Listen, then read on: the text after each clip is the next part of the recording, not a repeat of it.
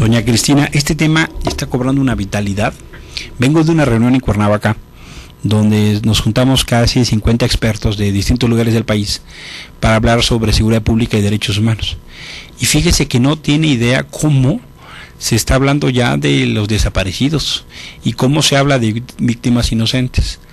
Un primer paso pasa por cambiar las condiciones legales. Por ejemplo, yo sí creo que tiene que establecerse límites reales al fuero militar. Se está abusando de esa figura. Un segundo caso, tiene que establecerse condiciones claras de reparación del daño.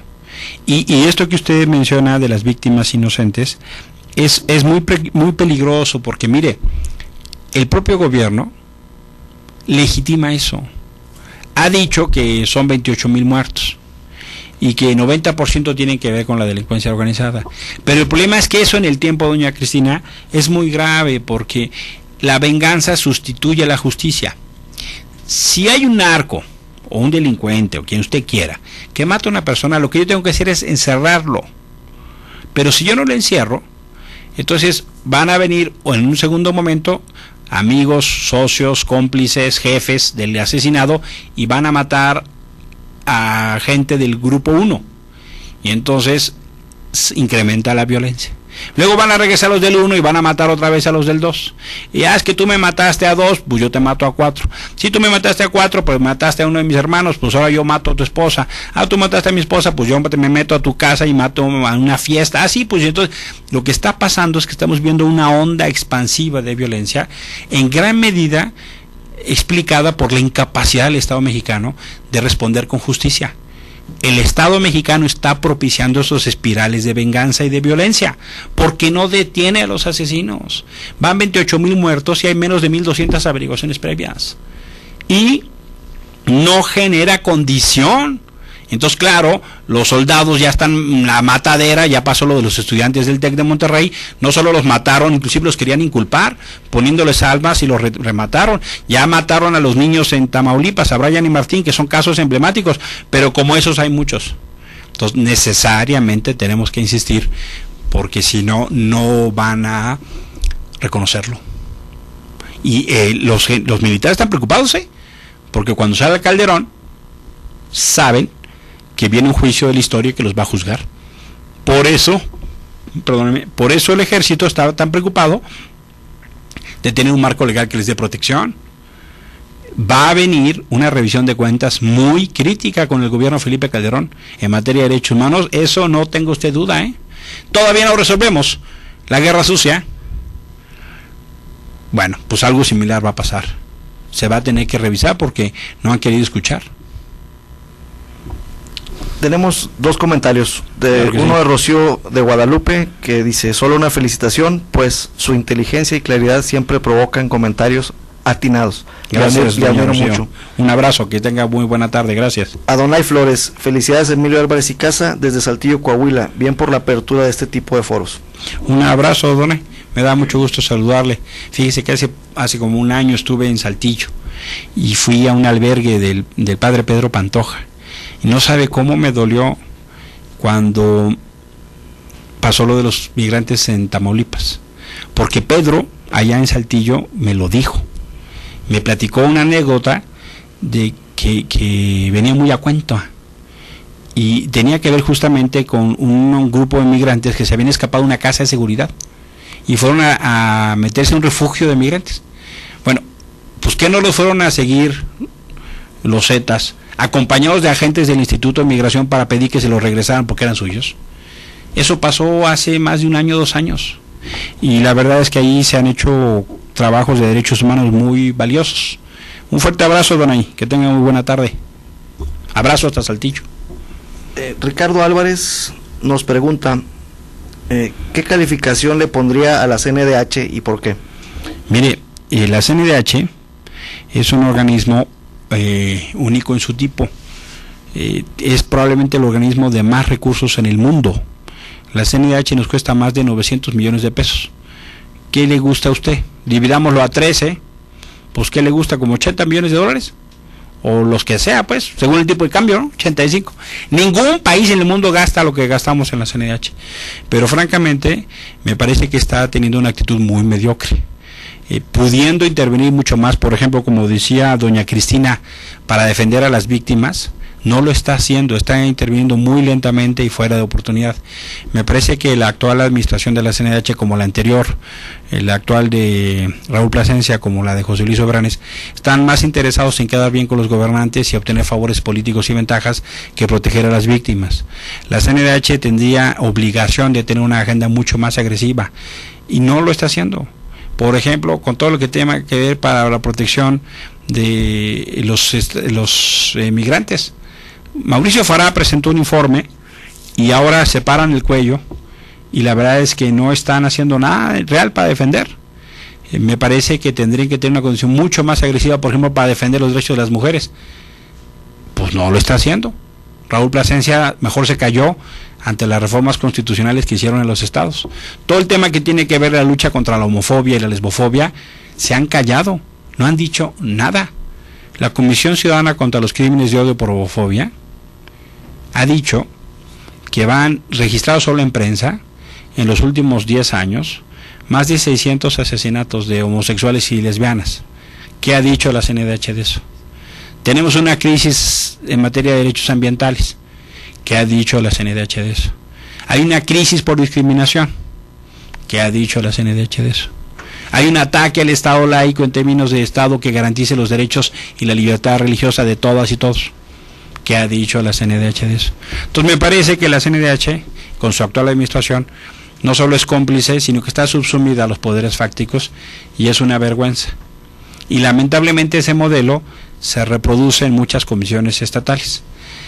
México invierte, sumando lo que cuesta la Comisión Nacional con las demás comisiones de los estados y 2 procuradurías, más de 2,000 millones de pesos al año. Ningún país gasta eso. Yo no me pongo a que haya presupuesto para que los organismos públicos actúen. Lo que quiero es que actúen, que tengan una acción más eficaz, que hagan informes, que abran quejas de oficio, que si no les cumplen las recomendaciones se vayan a la Comisión Interamericana y reclamen que no les cumplan. Dígame cuántos casos ha llevado la CNDH a la Comisión Interamericana porque no cumple sus recomendaciones. 0. Entonces la verdad de las cosas es que la gestión de Plasencia pues no solo es gris. Mire, para que no diga que soy mala onda, generosamente le pongo 3. Y es porque ahí en la CNDH hay gente valiosa, ¿no? que a pesar de su jefe hace lo que puede, ¿no? Y conozco gente que hace esfuerzos significativos. Vamos, por esa gente le pondría hasta 5. Pero lo que me queda claro es que la dirección es una vergüenza. Bien, tenemos una pregunta. Saludamos a don Sergio Aguayo, que se ha incorporado al estudio. Un abrazo combativo. Tenemos una pregunta de Fabiola de la Cruz. Ella nos dice: en Guerrero, como en otros estados, se siguen los grandes problemas de acoso sexual. ¿Cómo se podría obligar a derechos humanos para que en verdad apoyen a las mujeres afectadas y no solo le hagan al cuento?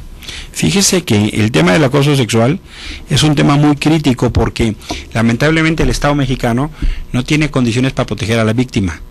La mujer tiene que mostrar el acoso, lo cual es una sandez, y en caso de litigio lo vive en desventaja, e inclusive en algunas ocasiones a quien trasladan es a la mujer, para que ella no esté en riesgo, entonces le cambian de trabajo y la afectan, en lugar de cambiar el trabajo al acosador. Me parece que el Estado mexicano tiene que generar condiciones para proteger a las mujeres, por ejemplo, en su trabajo, en centros laborales, e inclusive hasta, si usted quiere, tener el extremo para que haya albergues para defender a mujeres víctimas de violencia sexual, no solo de acoso, y que puedan estar ellas y sus hijos protegidas, porque si hay un litigio, la mujer tiene que regresar a donde está el acosador, sea en el ambiente familiar o sea en el ambiente laboral.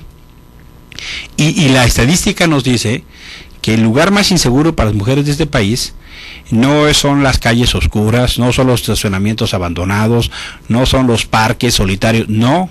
El lugar más inseguro para las mujeres de este país es su casa. Y las principales agresiones son de los hombres que conviven con ellas. Esposos, maridos, compañeros, papás, hermanos, tíos. Y también se da con los jefes y los compañeros de trabajo. Por eso es importante que se generen condiciones de protección a la víctima. 1. 2. Invertir la carga de la prueba. 3. Generar mecanismos institucionales de protección y acompañamiento. Y 4. que haya condición de sanción. Muy lamentablemente, las comisiones de derechos humanos han asumido poco ese proceso. Y también pasa que hay un escarnio social.